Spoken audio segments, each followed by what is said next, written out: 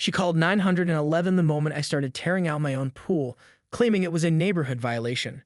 But when the cops showed up and heard her rant, they couldn't stop laughing. Mark Donovan wiped the sweat from his brow as he surveyed the decrepit above-ground pool that had come with his new home. The previous owners had abandoned it years ago, leaving behind what was essentially a massive eyesore filled with 2 feet of murky rainwater, dead leaves, and what he strongly suspected was the neighborhood frog population's favorite breeding ground. The realtor had euphemistically called it a fixer-upper opportunity, but Mark knew a lost cause when he saw one. "Tell me again why we bought a house with the world's most disgusting swimming pool," his wife Rachel asked, handing him a glass of iced tea as they stood in their newly acquired backyard. "Because the house was a steal, and I promised our daughter a home with a yard before summer," Mark replied, taking a long sip. "But this thing's got to go. It's a liability and nightmare waiting to happen." Mark had done his homework. He checked the property lines, confirmed there were no utility lines under the pool area, and even called the city to verify he didn't need permits to remove an above-ground pool that was technically classified as temporary. Everything was in order. The pool removal company was scheduled for Saturday, and soon the eyesore would be nothing but a memory. What Mark hadn't factored into his meticulous planning was Eleanor Winters, the 60-something woman who lived in the neighboring house and who, as he was about to discover, considered herself the unofficial mayor, police chief, and Supreme Court Justice of Maple Street. Saturday morning arrived with perfect weather for pool demolition. Mark had already drained most of the remaining water, and the crew arrived promptly at 8 a.m., ready to dismantle the rusted metal frame and haul away the torn liner. Coffee in hand, Mark directed them to the backyard gate and was explaining the project when a shrill voice cut through the morning air. "Excuse me, what exactly do you think you're doing?" Mark turned to find a small woman with steel-gray hair pulled into a tight bun, designer gardening gloves, and an expression that suggested she'd just caught someone setting fire to her prized rose bushes. "Good morning," Mark said, extending his hand. "I'm Mark Donovan. My family just moved in last week." The woman ignored his outstretched hand. "I can see that. I'm Eleanor Winters. I've lived here for 32 years, and I know for a fact that you need a permit to remove that pool." Mark smiled patiently. "Actually, I checked with the city. Above-ground pools don't require removal permits in this county." Eleanor's eyes narrowed. "Young man, I sit on the neighborhood association board. I know every bylaw and ordinance in this zip code." "I appreciate your concern, but I've done my due diligence," Mark said, gesturing for the workers to continue. Eleanor's face flushed crimson. "You most certainly have not. That pool has been there for 15 years. It's practically a historical landmark." Mark bit back a laugh. "A historical landmark? Ma'am, it's an above-ground pool that's falling apart. It's a safety hazard." "That's your opinion," Eleanor sniffed. "And I suppose you also think you can just make decisions about property aesthetics without consulting the neighbors? That pool is visible from my kitchen window. I'm used to seeing it there." Mark glanced at the corroded metal sides and tear in the liner where a family of raccoons had clearly been using it as an entry point. "You enjoy looking at this." "It's the principle," Eleanor declared, pulling out her phone. "If you won't respect proper procedures, I'll have to call someone who will make you listen."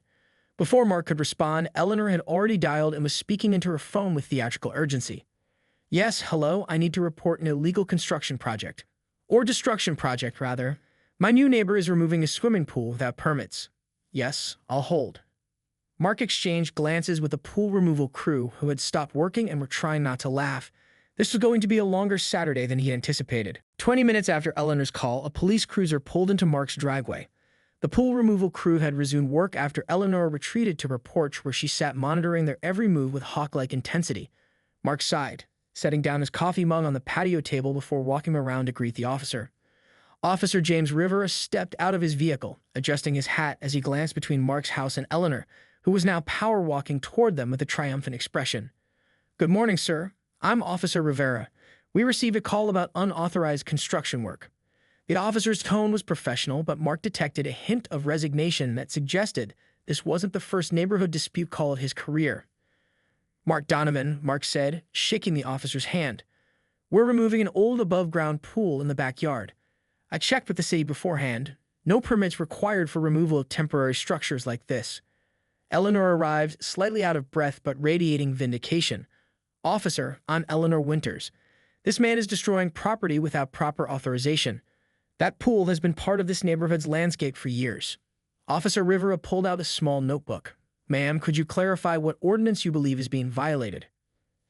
Section 14.3 of the Neighborhood Association bylaws clearly states that all exterior modifications must be approved by the board Eleanor declared, folding her arms across her chest. Mark cleared his throat. Officer, we're not part of a formal HOA. Ms. Winters is referring to a voluntary neighborhood association that has no legal authority over property decisions. Officer Rivera nodded slowly, jotting something in his notebook.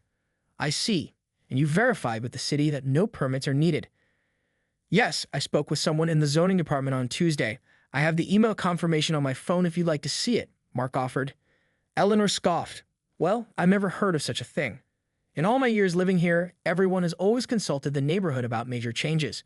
Ma'am, Officer Rivera said gently, while neighborhood courtesy is appreciated, Mr. Donovan is correct. Without an established HOA with filed covenants, he's only required to follow city ordinances. Eleanor's mouth opened and closed several times before she found her words. But that pool is a neighborhood fixture. Children used to swim in it years ago. It's practically a community landmark. Mark couldn't help himself. It's full of frogs and has a family of raccoons living under the tear in the liner. Officer Rivera turned slightly away from Eleanor, and Mark caught the quick twitch at the corner of his mouth as he suppressed a smile. Ma'am, I'm afraid there's no violation here. Mr. Donovan is within his rights to remove his own pool. This is outrageous, Eleanor declared. What about the noise ordinance? They're making a terrible racket before 9 a.m. on a weekend. The officer checked his watch. It's 8:47, and the noise ordinance starts at 7 a.m. for weekend construction work. Eleanor's face flushed deeper. Well, what about water drainage? Where's all that pool water going? He could be flooding my property. I drained it gradually into my own backyard over the past 3 days, Mark explained. The little that's left is being pumped into my garden. Officer Rivera nodded, putting away his notebook. Everything seems to be in order, Mr. Donovan. You're free to continue with your project. Eleanor stood there, mouth agape, as if she couldn't believe the law wasn't siding with her. Then, with a sudden inspiration, she pointed dramatically at the pool. What about the wildlife? There are protected species of frogs in there. This could be an environmental crime. The officer turned to look at Mark, who shrugged helplessly. We did find quite a few frogs. We've been catching them and moving them to the creek at the end of the street. Officer Rivera pressed his lips together tightly, but the corners of his eyes crinkled as he fought to maintain his professional demeanor. Ms. Winters, common backyard frogs are not protected species, and even if they were, Mr. Donovan's relocation efforts would be considered appropriate mitigation. Eleanor looked between them, desperately searching for another angle. But what about the historical significance? That pool might qualify for preservation. At this, Officer Rivera finally lost his battle with composure. A short, choked laugh escaped before he could stop it. He quickly disguised it as a cough, but Mark saw the gleam of amusement in his eyes. Ma'am, the officer said, his voice slightly strained with suppressed laughter, I don't believe a 15-year-old above-ground pool qualifies as a historical landmark. By mid-morning, the pool removal was proceeding smoothly despite Eleanor's intermittent appearances at her property line. The crew had dismantled most of the metal frame and were carefully stacking the sections in Mark's driveway for disposal when a sleek black SUV with Riverside County Historical Society emblazoned on the door pulled up to the curb. Mark set down the garbage bag of pool debris he was carrying and watched in disbelief as a slender woman in her 40s, wearing a blazer despite the summer heat, emerged from the vehicle. She carried a leather portfolio and walked with the confident stride of someone accustomed to evaluating properties.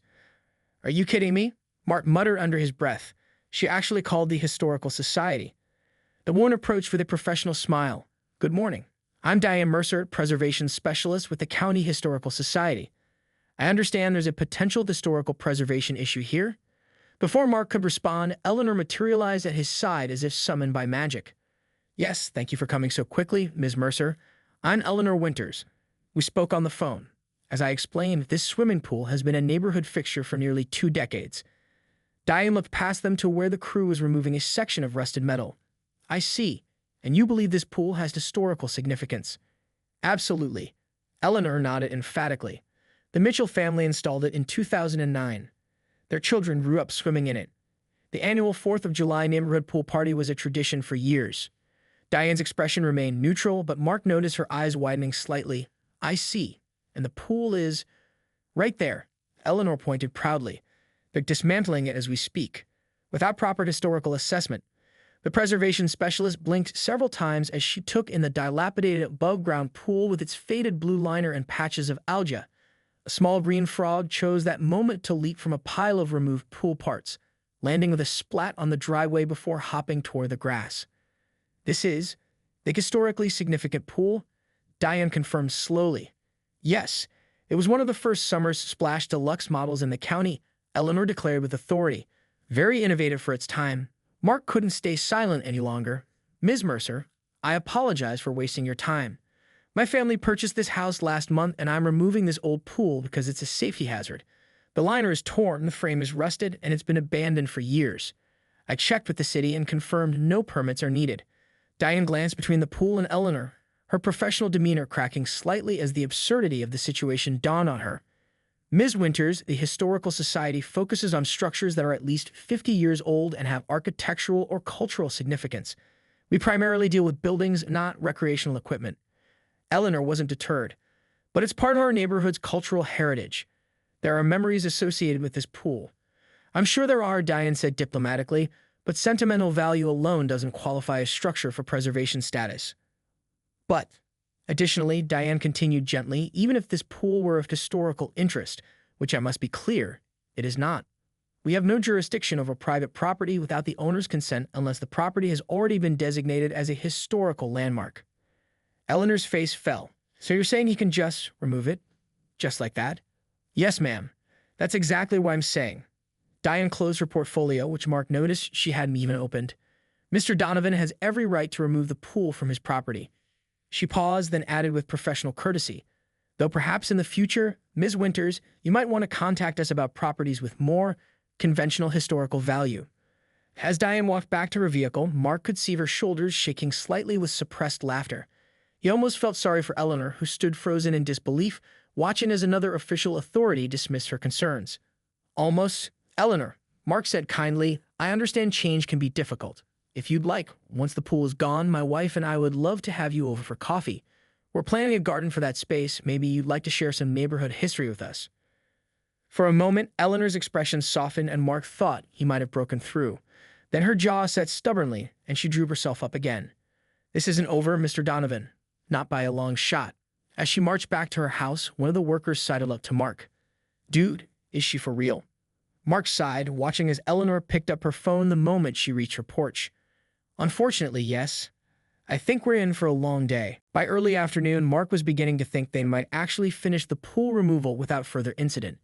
The crew had dismantled the entire structure and loaded most of it onto their truck. All that remained was cleaning up the area where the pool had stood and filling in a few low spots in the yard. Mark was discussing grass seed options with the crew foreman when a white van with Channel 6 News painted on the side pulled up in front of his house. You've got to be kidding me, Mark groaned, watching as a reporter with perfectly coiffed hair and a cameraman emerged from the vehicle.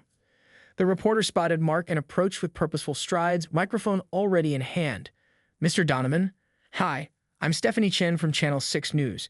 We received a tip about a neighborhood dispute involving the destruction of a beloved community swimming pool. Would you care to comment? Behind Stephanie, Eleanor emerged from her house wearing a freshly applied shade of lipstick and her best cardigan despite the summer heat. She waved cheerfully at the news crew.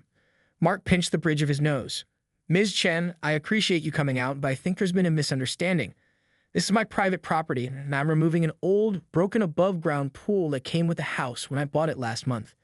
Stephanie tilted her head, clearly sensing the story wasn't quite what she'd been promised. I see. We were told this was a community landmark being destroyed without neighborhood consultation. Yeah, that's not accurate, Mark said dryly. It's just an old pool on my property that's become a safety hazard. I've had the police and the Historical Society out today already, both confirming I'm well within my rights. The cameraman lowered his equipment, exchanging a knowing look with Stephanie. The Historical Society? Stephanie repeated, her journalistic instincts clearly piqued by the absurdity. For an above-ground pool? Eleanor rushed over, extending her hand to Stephanie. Eleanor Winters, 32-year resident of Maple Street. Yes, this pool has been a neighborhood institution for almost 2 decades. Children learn to swim here. Stephanie glanced at the dismantled pool parts, the rusted metal frame, the torn liner with visible algae stains, then back at Eleanor's earnest face. Ma'am, when was the last time anyone actually swam in this pool? Eleanor blinked rapidly.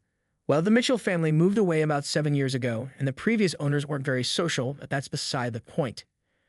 And what exactly is the point, Ms. Winters? Stephanie asked, her reporter's instinct for a story clearly recalibrating. The point is community consultation, neighborhood aesthetics, due process. Eleanor declared, gesturing dramatically. Mr. Donovan here has been systematically dismantling neighborhood traditions since he arrived last week.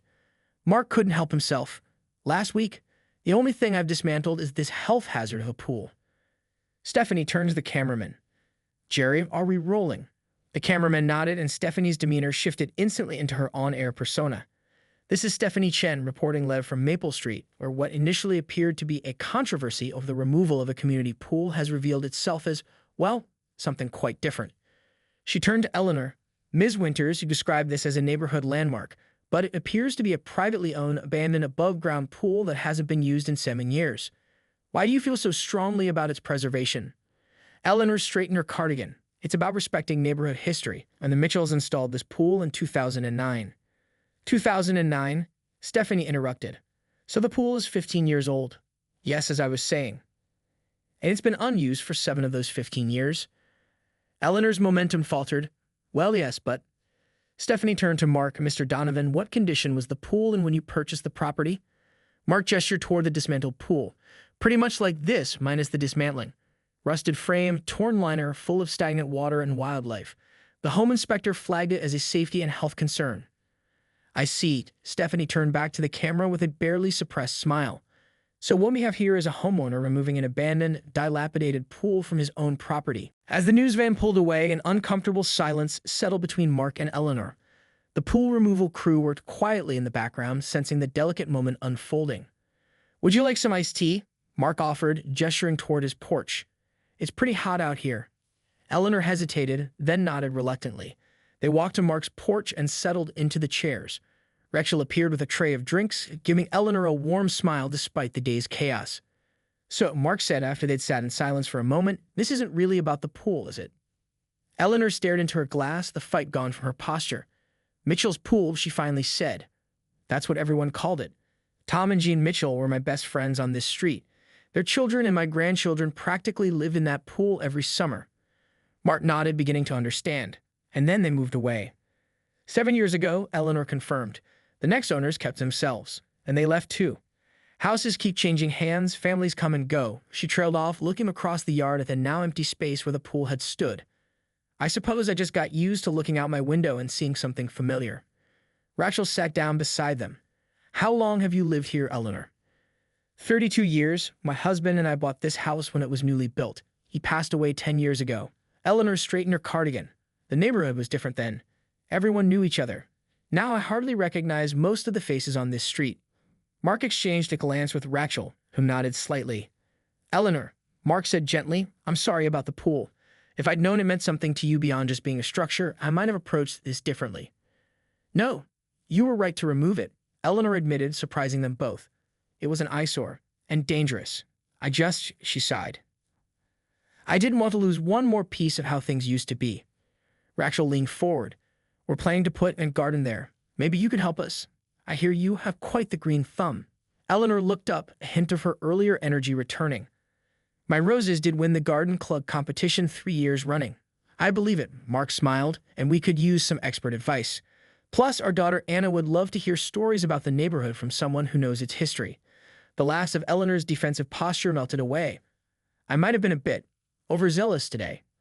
A bit. Mark chuckled, then quickly added, but it came from a good place. You care about this neighborhood and its history. That's actually something we really value too.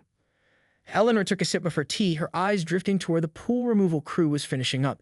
The Historical Society woman thought I was crazy, didn't she? Let's just say she probably has a story for her colleagues, Mark replied diplomatically. And the police officer? He was very professional, Mark assured her, though his twitching lips betrayed him. Eleanor actually laughed then, a genuine sound that transformed her face.